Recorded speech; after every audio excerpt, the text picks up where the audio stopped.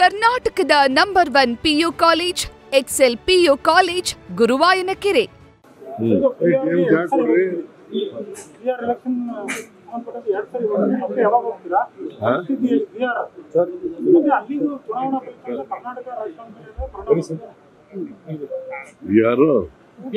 ಹೋಗಿದ್ದೀರಲ್ಲ, ಅಲ್ಲಿಯ ಪರಿಸ್ಥಿತಿ ಹೇಗಿದೆ? ಈ ಸಾರಿ ಗೆಲ್ತೀವಿ. ಇಂಡಿಯಾ ಬ್ಲ್ಯಾಕು ಈ ಸಾರಿ ಜನ ಬದಲಾವಣೆ ಬಯಸ್ತಾ ಇದ್ದಾರೆ. ಬದಲಾವಣೆ ಆಗುತ್ತೆ ಅಂತ ನಾನು ಅಂದ್ಕೊಂಡಿದ್ದೀನಿ. ಜನರು ಕೂಡ ರಾಹುಲ್ ಗಾಂಧಿ ಅವರು ಪಾದಯಾತ್ರೆ ಮಾಡಿದ್ರಲ್ಲ, ಒಳ್ಳೆ ರೆಸ್ಪಾನ್ಸ್ ಇತ್ತು, ಓವರ್ವೆಲ್ಮಿಂಗ್ ರೆಸ್ಪಾನ್ಸ್. ಅದರಿಂದ ಬಿಹಾರ್ನಲ್ಲಿ ಗೆಲ್ಬಹುದು ಅಂತೇಳಿ ಈ ಸರ್ ಅಂದ್ಕೊಂಡಿದ್ದೀವಿ. ತಾವು ಯಾವಾಗ ಹೋಗ್ತೀರಾ ಅಲ್ಲಿ? ಪ್ರಚಾರಕ್ಕೆ ಹೋಗ್ತೀರಾ? ತಾವೇನಾದ್ರೂ ಅಲ್ಲಿ ಹೋಗ್ತೀರಾ ಸರ್ ಪ್ರಚಾರಕ್ಕೆ? ಯಾವಾಗ ಟೈಮ್ ಕರೆದ್ರೆ ಹೋಗ್ತೀನಿ ಅಗತ್ಯ ಇದ್ರೆ. ಯಾವ ರಾಜ್ಯದ ಮೇಲೆ ಪರಿಣಾಮ ಬೀರುತ್ತೆ?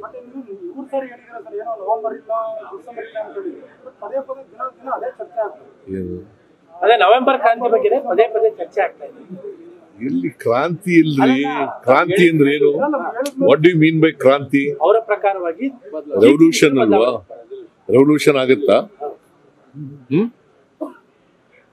ಕ್ರಾಂತಿ ಅಂದ್ರೆ ಏನಪ್ಪಾ? ಬದಲಾವಣೆ ಕ್ರಾಂತಿ ಅಲ್ಲ ನೋಡ್ರಿ. ಸುಮ್ನೆ ನೀವು ಕೇಳ್ತೀರಿ, ಅವ್ರಿಗೂ ಕೆಲ್ಸ ಇಲ್ಲ. ಕ್ರಾಂತಿ ಆಗತ್ತೆ, ಕ್ರಾಂತಿನೂ ಆಗಲ್ಲ, ಭ್ರಾಂತಿನೂ ಆಗಲ್ಲ. ಪ್ರಶ್ನೆ ಸರ್, ನಾವು ಪದೇ ಪದೇ ಹೇಳ್ತಾ ಇದ್ರು, ದಿನ ಅದನ್ನೇ ಹೇಳ್ತಾ ಇದ್ರೆ ಅನ್ನೋದೇ ಪ್ರಶ್ನೆ ಸರ್. ಯಾರು? ವಿಪಕ್ಷದವರು. ನೀವು ನೆಗ್ಲೆಕ್ಟ್ ಮಾಡ್ಬೇಕು ಅದನ್ನ. ನೀವು ಅವ್ರು ಯಾರು ಹೇಳಿದ್ರು ಕೂಡ ನೆಗ್ಲೆಕ್ಟ್ ಮಾಡ್ಬೇಕು. ಸರ್, ಈಗ ಶಾಲಾ ಆವರಣದ ವಿಚಾರ 2013ರಲ್ಲಿ ಜಗದೀಶ್ ಶೆಟ್ಟರ್ ಸಿಎಂ ಆಗಿದ್ದಾಗಲೇ ಸುತ್ತೋಲೆ ಹೊರಡಿಸಿರುವಂತದ್ದು ಸುತ್ತೋಲೆ ಇದೆ. ಹೌದು, ಅವರೇ ಅವ್ರ ಕಾಲದಲ್ಲೇ ಚೀಫ್ ಮಿನಿಸ್ಟರ್ ಇರುವಾಗ ಅವರೇ ಮಾಡಿದ್ದು. ಸಾರ್ವಜನಿಕ ಬರೀ RSS ಅಂತ ಅಲ್ಲ, ಎನಿ ಆರ್ಗನೈಸೇಷನ್ ಎಲ್ರಿಗೂ ಅಪ್ಲೈ ಆಗುತ್ತೆ. ಎನಿ ಆರ್ಗನೈಸೇಷನ್ ಸರ್ಕಾರಿ ಶಾಲೆಗಳಲ್ಲಿ, ಆಟದ ಮೈದಾನಗಳಲ್ಲಿ, ಪಾರ್ಕ್ಗಳಲ್ಲಿ, ಗೌರ್ಮೆಂಟ್ ಜಾಗಗಳಲ್ಲಿ, ಮತ್ತೆ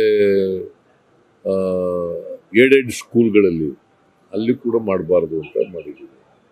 ಸರ್, ಈಗ ಇನ್ಫೋಸಿಸ್ ಸುಧಾಮೂರ್ತಿ ಹೊರತು ನಾರಾಯಣಮೂರ್ತಿ ಅವರು ಕೂಡ ನಾವು ಈ ಸಮೀಕ್ಷೆಯಲ್ಲಿ ಭಾಗವಹಿಸುವುದಿಲ್ಲ ಅನ್ನೋದನ್ನ ಹಿಂಬರ ಕೊಟ್ಟಿದ್ದಾರೆ. ಇದು ಇಂಪ್ಯಾಕ್ಟ್ ಆಗಲ್ಲ? ಅವ್ರಿಗೆ ಸೇರದ್ದು ನಾವು ಹಿಂದುಳಿದವರು ಅಲ್ಲ. ಅವ್ರಿಗೆ ಹಿಂದುಳಿದವ್ರ ಸಮೀಕ್ಷೆ ಅಲ್ರಿ, ಅವ್ರು ಬರ್ದಿದ್ದಾರೆ ಸರ್. ಅವ್ರು ಏನಾರ ಬರಿಲ್ಲಪ್ಪ, ನಿನಗೆ ಅರ್ಥ ಆಗ್ಬೇಕಲ್ಲ. ನನಗೆ ಅರ್ಥ ಆಗಿದೆ. ಏನಂತ ಅರ್ಥ ಆಗಿದೆ? ಹಿಂದುಳಿದವ್ರಿಗೆಲ್ಲ ಓವರ್ ಆಲ್ ಎಲ್ಲಾ ಜನರ ಬಡತನ ಅವ್ರಿಗೆ ಅರ್ಥ ಆಗದಿದ್ರು ನಾವೇನ್ ಮಾಡಕ್ಕಾಗುತ್ತೆ? ಅಲ್ಲ, ಇನ್ಫೋಸಿಸ್ ಅವ್ರಿಗೆ ಅರ್ಥ ಆಗಿದೆ. ಇನ್ಫೋಸಿಸ್ ಅಂತಂದ್ರೆ ಅವ್ರು ಬೃಹಸ್ಪತಿನ?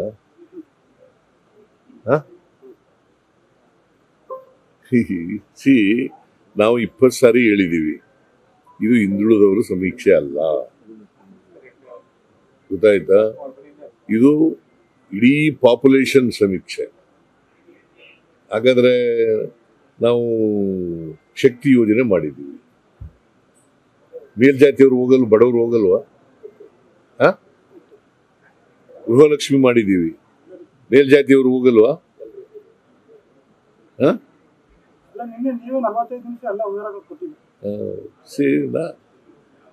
ಇದು ತಪ್ಪು ತಿಳ್ಕೊಂಡಿದ್ದಾರೆ, ತಪ್ಪು ಮಾಹಿತಿ ಹೋಗಿದೆ ಅಂತ ಅನ್ಸುತ್ತೆ. ನಾನು ಅದಕ್ಕೆ ಪದೇ ಪದೇ ಅಡ್ವರ್ಟೈಸ್ಮೆಂಟ್ ಮೂಲಕ, ನಾನು ಹೇಳೋದ್ರ ಮೂಲಕ, ಬೇರೆ ಮಂತ್ರಿಗಳು ಹೇಳೋದ್ರ ಮೂಲಕ ಇವೆಲ್ಲ ಮಾಡಿದ್ದೀವಿ. ಆದರೂ ಕೂಡ ನನಗೆ ಗೊತ್ತಿಲ್ಲ. ನಾರಾಯಣಮೂರ್ತಿ ಅಂತೇವರು, ಸುಧಾಮೂರ್ತಿ ಅಂತೇವರು, ಇದು ಹಿಂದುಳಿದವರ ಸಮೀಕ್ಷೆ ಅಂತ ಭಾವನೆ ಇದ್ರೆ ಅದು ತಪ್ಪು. ಈಗ ಕೇಂದ್ರ ಸರ್ಕಾರ ಜಾತಿ ಗಣತಿ ಮಾಡ್ತದೆ, ಆಗೇನು ಉತ್ತರ ಹೇಳ್ತಾರೆ? ಆಗೇನ್ ಹೇಳ್ತಾರಪ್ಪ?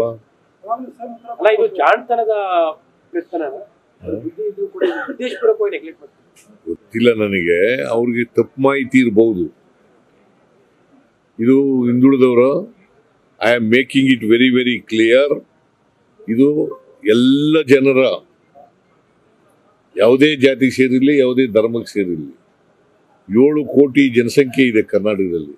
7 ಕೋಟಿ ಜನರ ಸಾಮಾಜಿಕ, ಶೈಕ್ಷಣಿಕ, ಆರ್ಥಿಕ ಸಮೀಕ್ಷೆ.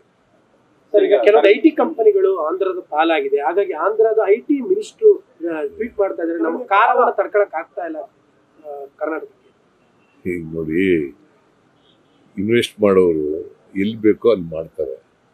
ಈಗ ಕರ್ನಾಟಕದಲ್ಲಿ ಇನ್ವೆಸ್ಟ್ ಮಾಡಿರೋರು ಹಾಗಾದ್ರೆ ಇನ್ಫ್ರಾಸ್ಟ್ರಕ್ಚರ್ ಇಲ್ಲ ಅಂತ ಮಾಡಿದಾರ ಅಲ್ಲೂ ಮಾಡ್ತಾರೆ, ಇಲ್ಲೂ ಮಾಡ್ತಾರೆ, ಎಲ್ಲ ರಾಜ್ಯಗಳಲ್ಲೂ ಕೂಡ ಮಾಡ್ತಾರೆ.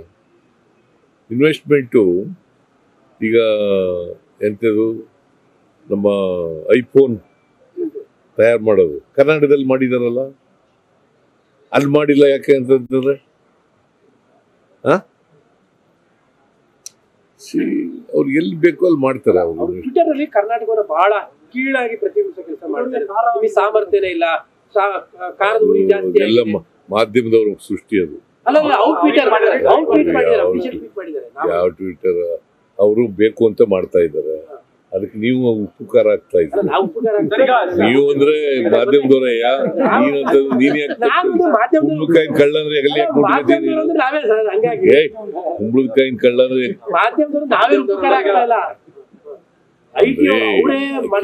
ಕೇಳಿಯಪ್ಪ, ಕರ್ನಾಟಕದಲ್ಲಿ ಬಹಳಷ್ಟು ಇನ್ವೆಸ್ಟ್ಮೆಂಟ್ ಬಂದಿದೆ. ಹಾಗಾದ್ರೆ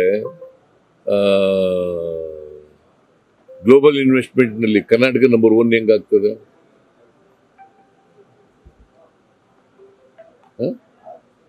ಗ್ಲೋಬಲ್ ಇನ್ವೆಸ್ಟ್ಮೆಂಟ್ ನಲ್ಲಿ Karnataka stands number 1 in the country, ಹೆಂಗಾಗ್ತದೆ?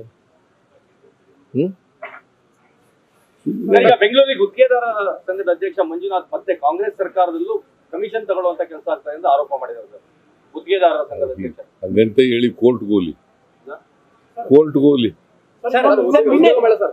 ಪದೇ ಪದೇ ಈ ರೀತಿ ಆರೋಪಗಳನ್ನು ಮಾಡಿಸ್ತಾ ಇದ್ದಾರೆ.